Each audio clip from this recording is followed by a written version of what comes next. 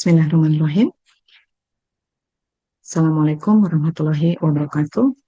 Perkenalkan, saya adalah Dr. Raden Roro Desire Meriana Kalingingrum, Magister Kedokteran Kerja, Spesialis Kedokteran Okupasi, dengan NIDN 0421267001, Jabatan Asisten Ahli. Saya adalah dosen tetap Program Studi Profesi Fakultas Kedokteran Universitas Jenderal Ahmad Yani, dan mata kuliah yang saya ampu adalah penegakan diagnosis penyakit akibat kerja. Rencana pembelajaran semester untuk mata kuliah yang saya ampu adalah termasuk ke dalam stase Departemen Ilmu Kesehatan Masyarakat, di mana stase berjalan selama 4 minggu yang setara dengan 3 SKS. Secara singkat, materi kedokteran kerja merupakan muatan lokal FK Unjani mengenai gangguan kesehatan pada pekerja yang disebabkan oleh pekerjaan dan lingkungan kerja. Materi pengajaran adalah penerapan langkah-langkah penegakan diagnosa penyakit akibat kerja dan kecelakaan kerja, tata laksana di tempat kerja, dan prosedur pengajuan kompensasi yang terintegrasi dengan modul pembelajaran stase Departemen Ilmu Kesehatan Masyarakat. Metode pengajaran diberikan berupa mini lecture dan presentasi laporan kasus. Metode penilaian dilakukan saat presentasi dan observasi perilaku dengan daftar tilik. Materi penegakan diagnosa penyakit akibat kerja ini sesuai dengan SKDI 2012, yaitu di daftar masalah dengan adanya kesehatan kerja di nomor 117 dan pada daftar keterampilan di nomor 87, 91, dan 93, di mana penilaian terhadap risiko masalah kesehatan, melakukan pencegahan dan penata laksanaan kecelakaan kerja, serta merancang program untuk individu, lingkungan, dan institusi kerja, melakukan langkah-langkah diagnosis penyakit akibat kerja dan penanganan pertama di tempat kerja, serta melakukan pelaporan PAK, memiliki kompetensi masing-masing 4A. Capaian pembelajaran pada materi penegakan diagnosa penyakit akibat kerja adalah mahasiswa dapat mengetahui definisi penyakit akibat kerja, menganalisa pajanan yang ada pada pekerjaan dan lingkungan kerja, dapat menghubungkan ilmu kedokteran dasar terhadap patofisiologi dari diagnosa klinis yang ditegakkan, membuktikan pengetahuan hubungan pajanan dengan diagnosis klinis berdasarkan evidence-based medicine. Mahasiswa juga diminta untuk dapat menganalisa faktor-faktor di luar pekerjaan yang berhubungan dengan patofisiologi penyakit. Kemudian, mahasiswa melakukan langkah penegakan diagnosa penyakit akibat kerja, serta menyusun penata laksanaan non-farmakologi dan farmakologi, serta penata laksanaan dan pencegahan okupasi. Berikut adalah rancangan pembelajaran ilmu kesehatan masyarakat di minggu pertama, diberikan mini lecture, sehingga mahasiswa diharapkan dapat melakukan analisa pajanan yang dialami pekerja. Mahasiswa mampu menggunakan metode yang sesuai untuk pengukuran pajanan. Di minggu kedua, mahasiswa diminta untuk melakukan observasi di tempat kerja pada saat pekerja melakukan pekerjaan, sehingga mahasiswa mampu mengamati alur kerja dan melakukan penilaian pajanan. Mahasiswa juga diminta untuk dapat melakukan langkah penegakan diagnosa penyakit akibat kerja yang akan dipresentasikan di minggu ketiga, di mana mahasiswa akan menunjukkan hasil pengamatan pada pekerja, menunjukkan penilaian pajanan yang dialami oleh pekerja, menunjukkan keterkaitan pajanan dengan gangguan kesehatan yang dialami oleh pekerja.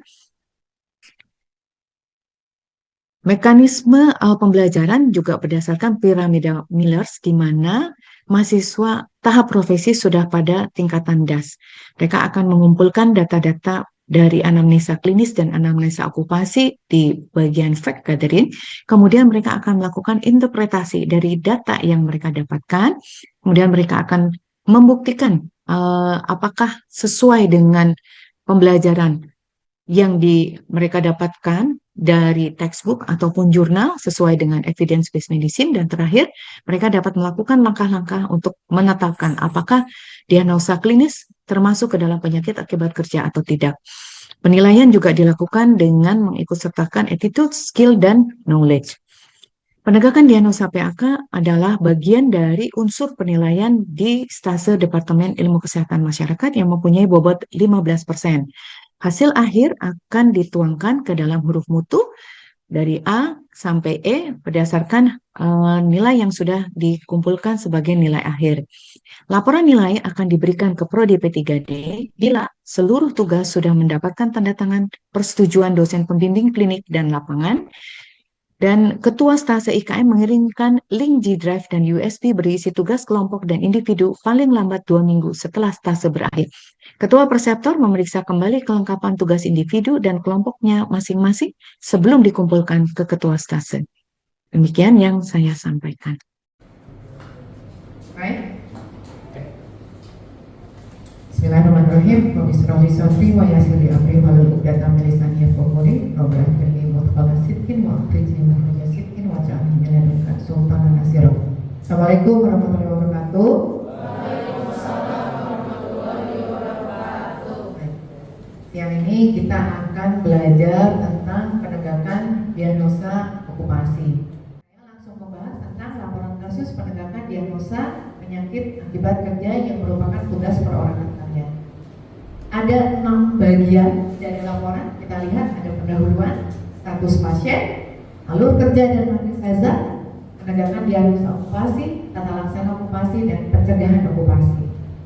Ada 6 bagian. Kita mulai dari yang pertama ya, pendahuluan.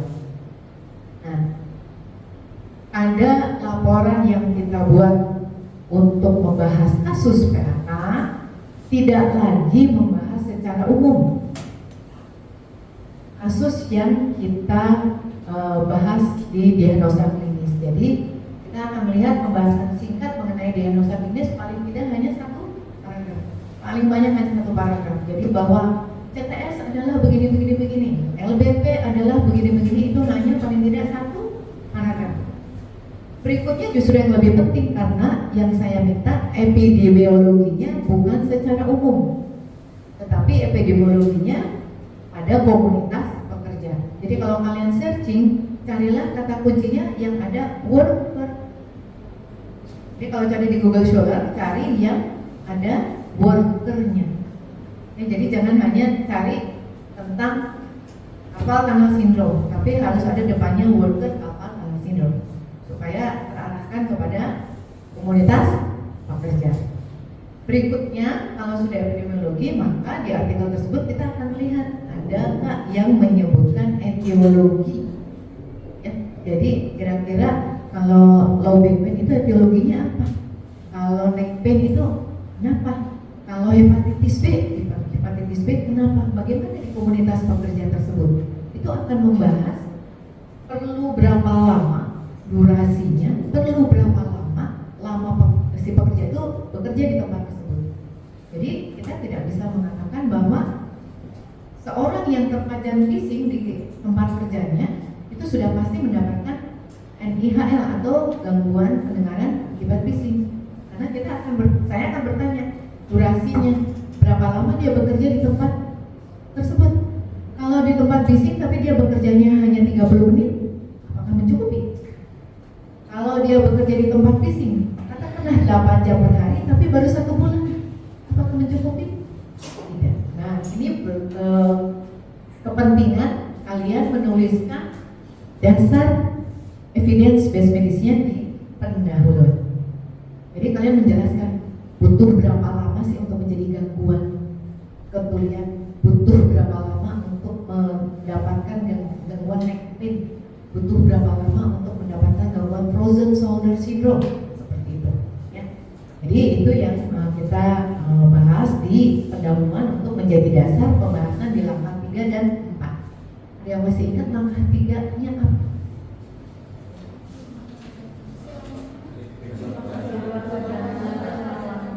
Hubungan pajanan dengan diagnosa klinis. Angka 4 nih, jumlah pajanannya. Alhamdulillah masih ingat ya. Jadi langkah 3 dan langkah 4.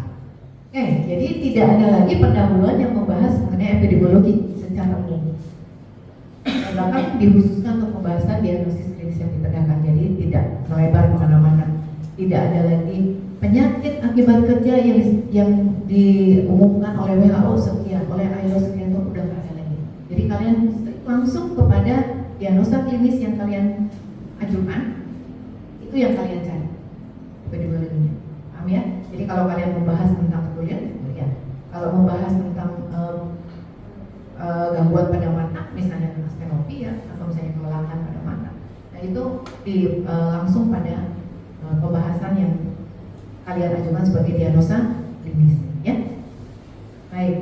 Berikutnya adalah status pasien, anamnesa klinis, anamnesa okupasi. Nah, saya berharap kalian tidak kopas ya. Kenapa? Karena ini akan melatih kalian untuk mengetahui kalian bertanya dengan tujuan apa. Kalau menanyakan sebuah pertanyaan kepada pasien, tujuannya apa? Jangan hanya mengatakan bahwa Bapak punya hipertensi, Bapak punya diabetes, tapi nggak tahu tujuannya itu apa. Apakah keluarga punya penyakit yang sama, tujuannya apa? Ya. Jadi tolong dipahami apa yang kalian tanyakan kepada pasien tersebut, begitu ya. Jangan kopas aja gitu, supaya kalian tidak menjadi orang yang bingung sendiri pada waktu tadi untuk apa ya, karena beda dengan gangguan klinis yang kalian jadikan diagnosa klinis. Berikutnya adalah anamnesa okupasi. Secara umum seperti biasa kita akan bertanya tentang pekerjaannya, apa saja yang menjadi pekerjaan dia. Jadi kalau misalnya dikatakan, dok saya mau membahas tentang tukang gorengan, boleh. Terus apakah dia hanya menggoreng atau dia menyiapkan bahannya? Jadi apakah menyiapkan bahannya saja sampai situ, atau bahkan dia sampai membeli, belanja sendiri, memotong-motong sendiri, menggoreng sendiri, menjual sendiri, sampai beli sendiri. Nah, itu yang kalian tanyakan di anamnesa okupasi. Jadi overall nanti berapa lama tuh dia bekerja di mana? Catatannya nanti di alur kerja anamnesa, mulai dari dia berangkat kerja untuk membeli bahan-bahan jualannya. Berikutnya adalah pemeriksaan fisik. Saya mengingatkan pemeriksaan fisik yang ditulis adalah yang kalian lakukan. Jangan kopas terus kalian bingung sendiri, memangnya betul diperiksa kamera okulitnya. Memang betul kalian melihat dalamnya kalau misalnya nggak bawa otoskop pemeriksaan telinga dalam, ya kan? Jadi tuliskan yang kalian periksa, ya, jangan bohong. Nanti soalnya kalau bohong jadi aneh statusnya, ya. Tuliskan pemeriksaan fisik yang diperiksa. Demikian juga pemeriksaan penunjang yang kalian lakukan. Ada beberapa pemeriksaan penunjang yang bisa kita pinjam dari puskesmas. Kadang-kadang ada puskesmas yang membolehkan kalian memeriksa cek gula darah misalnya untuk memeriksa pasien, atau misalnya memeriksa kalau ada yang punya sonarmeter, kayak sonarmeter di puskesmas, ya boleh dipinjam. Nah, berikutnya setelah kalian bertanya anamnesa okupasi, kalian akan melakukan uraian kerja pasien. Jadi ada uraian kerja, ada matriks hazard. Uraian kerja itu adalah bagaimana pasien dari mulai bangun tidur sampai dia tidur kembali. Itu uraian kerjanya. Bangun tidur terus dia ngapain? Terus sampai seperti itu. Itu hanya untuk menceritakan rutinitas dari kegiatan dia, sehingga kita bisa memisahkan yang mana yang menjadikan gangguan yang dituliskan sebagai diagnosa klinis. Kalau pasien pernah bekerja sebelumnya, tuliskan riwayat pekerjaan pasien ya. Jadi kalau dia bekerja 3 kali, tuliskan riwayat pekerjaan sebelumnya 3 kali. Kalau dia baru bekerja, tuliskan dia baru bekerja. Kenapa? Karena kita akan melihat apakah pajanan yang diterima oleh pasien saat ini sudah diterima oleh pasien pada pekerjaan sebelumnya. Ya, itu maksudnya sehingga ditanyakan riwayat pekerjaan sebelumnya.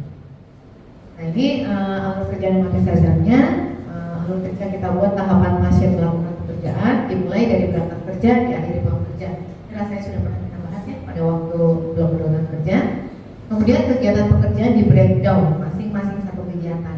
Maksudnya di breakdown, kalau misalnya ada tadi jualan gorengan, jangan hanya nulis menjual gorengan dari jam 5 sampai jam 5 sore, 5 pagi sampai 5 sore. Nggak mungkin kan jual gorengan seperti itu. Tapi mulai dipecah-pecah. Berangkat ke pasar membeli bahan. Pulang dia mengatah atau mengiris-iris bahannya. Kayak gitu. Mengolah adonan, membuat bahan gorengan. Terus naik lagi, misalnya dia menyiapkan jualannya. Menyiapkan jualannya itu artinya ada yang sudah digoreng, ada yang mungkin masih berbentuk bahan. Kemana dia pergi? Itu yang di breakdown. Di matriksasa berarti kita akan menuliskan pajanan yang mungkin diterima oleh si pekerja tersebut, ya. Kita lihat nih, contohnya mudah. Ini adalah contoh seorang pekerja di hotel yang menyiapkan tempat tidur untuk tamunya. Kita lihat sebentar ya. Kira-kira video itu sehingga alur kerja dan motif dasar yang dibuat mulai dari berangkat kerja, uraian 1 tahapannya sampai pulang kerja. Ke kanan kita akan membahas padanan fisika, kimia, biologi, ekonomi, psikososial, gangguan kesehatan yang dapat timbul dan kecelakaan yang dapat timbul. Ada yang masih ingat padanan fisika apa aja? Panas, suhu panas, oke? Kebisingan, apalagi? Pencahayaan, apalagi? Radiasi, apalagi? Vibrasi, oke. Pelajaran kimia?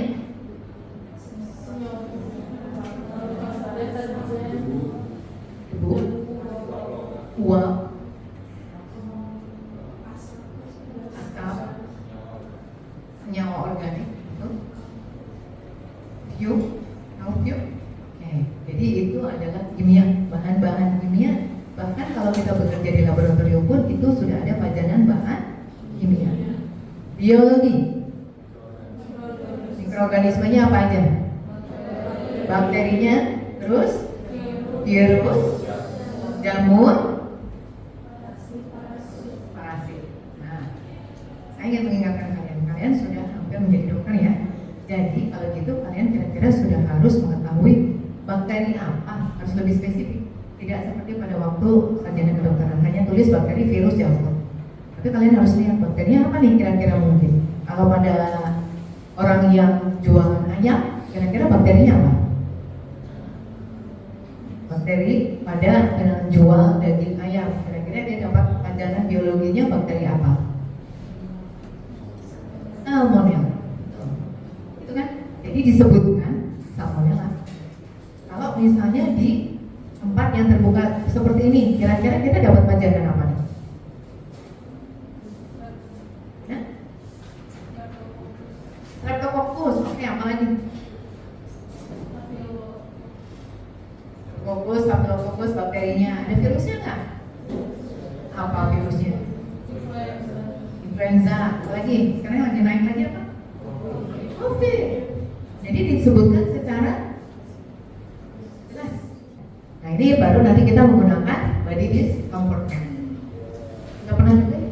Body discomfortment diperkenalkan pada kalian? Belum? Waktu kemarin belum dipakai body discomfortment? Belum. Body discomfortment itu untuk menunjukkan kepada kita bagian tubuh mana yang menunjukkan kelainan. Nah seperti ini bentuknya. Nanti ada ketentuannya. Kalau nyeri kita kasih gambar hitam. Kalau pegal ada kita kasih slice atau garis miring. Kalau baal kita kasih tanda rumput. Kalau kesemutan kita kasih tanda X. Nah ini untuk menunjukkan sebenarnya saya ingin mengajari kalian nanti pada waktu kalian didatangi oleh seorang pasien dan dia mengeluh nggak enak tangan saya, nggak enaknya seperti apa? Nanti kita akan menggambarkannya semutan, baal, gal atau sudah nyeri. Begitu dia datang lagi beberapa bulan kemudian yang menunjukkan progresivitas, nah itu akan menjadi laporan untuk kita ke BPJS Tenaga Kesehatan karena dia melakukan pekerjaan yang sama nih ya. Jadi keluhannya naik, bukan hanya kesemutan, tapi sudah berubah menjadi baal misalnya seperti itu. Ya, jadi ini ada body discomfort. Jadi nanti kalian akan memberikan tanda kepada bagian tubuh yang sakit. Kalau sakit hati, nggak ada. Terus sakit hati beneran, hepatitis gimana? Ini sakit hati langsung saja.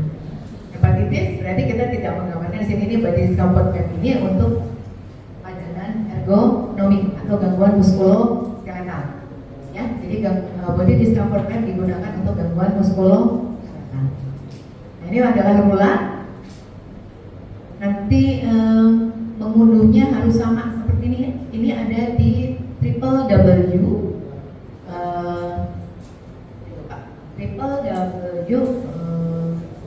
ergonomic plus triple W ergonomic plus. Jadi mengunduh mengunduh kertas tulangnya ini dari triple W. Jangan yang lain-lain ya.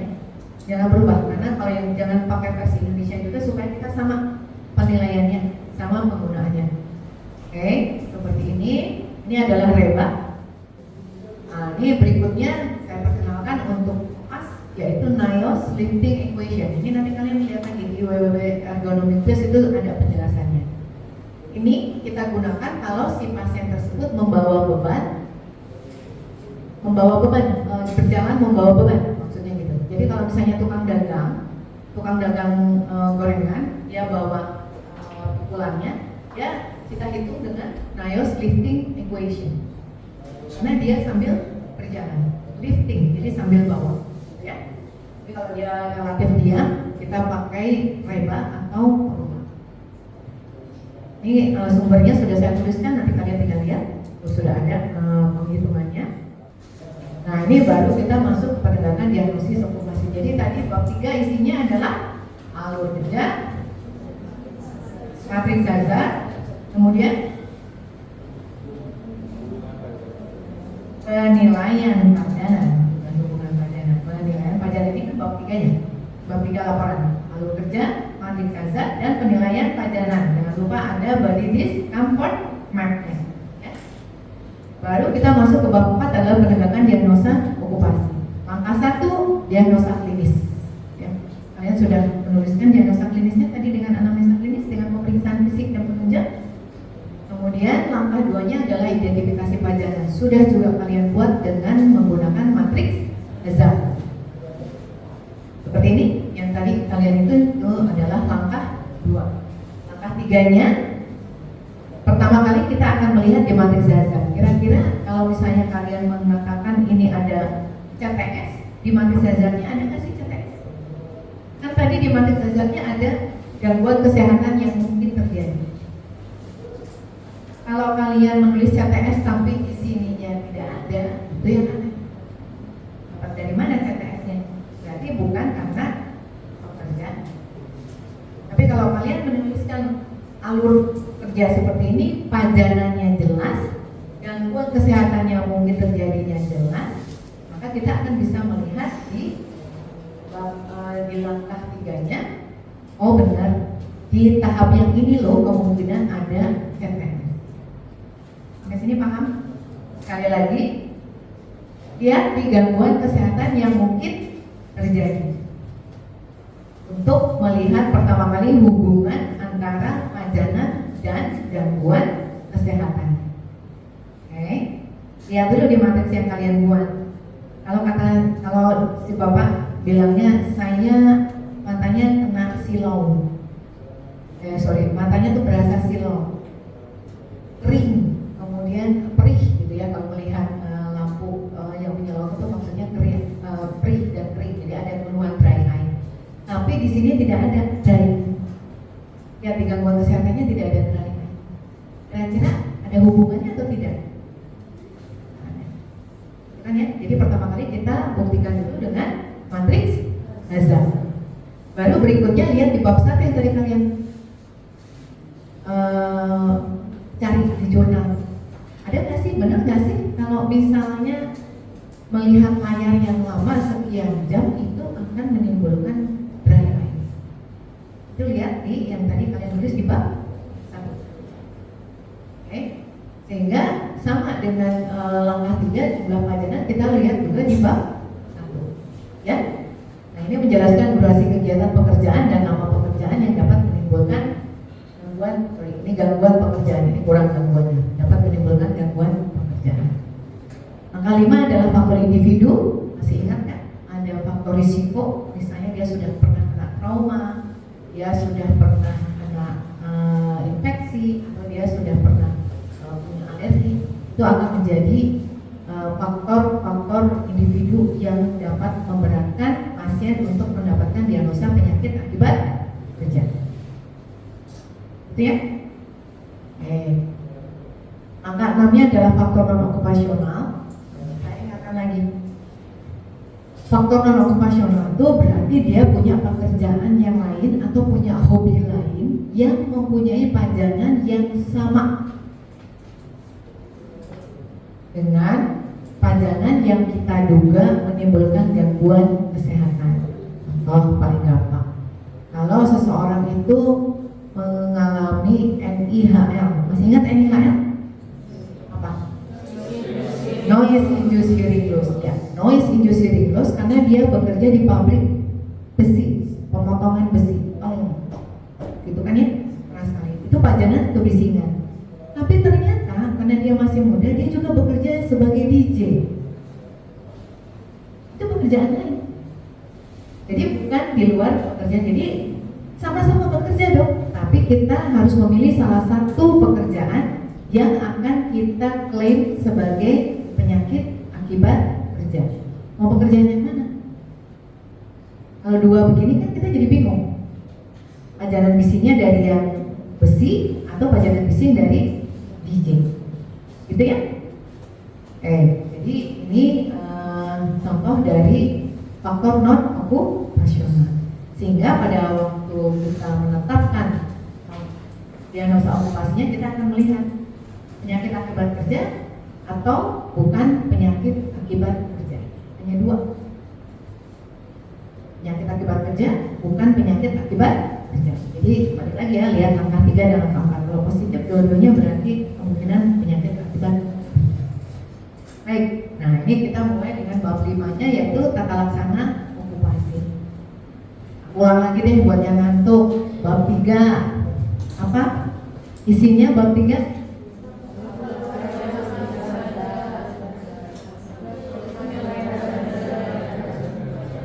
Alur kerja, terus matriks hazard, terus body discomfortment dan penilaian. Itu di bab 3 ya. Bab 5 adalah tata laksana okupasi. Seperti yang juga kita pelajari, ada 2 tata laksana okupasi, tempat kerja dan pekerja. Untuk tempat kerja, ingat hierarki pengendalian pajangan. Lihat lagi ya, pelajaran di kedokteran kerja ada eliminasi, substitusi, modifikasi, administrasi, dan alat pelindung diri. Ada 5 untuk hierarki ya. Kalian akan membuat itu. Kemudian untuk pekerjanya apa nih? Apakah ada pesan khusus, tip khusus dari kalian untuk tata laksana okupasi pada pekerjaannya? Okupasi bukan klinis ya. Jadi kita akan menilai pekerja ini perlu dibantukah dengan alat tertentu untuk melakukan pekerjaannya, atau dia harus diaturkah jam waktu bekerjanya. Itu merupakan tata laksana okupasi untuk pekerja.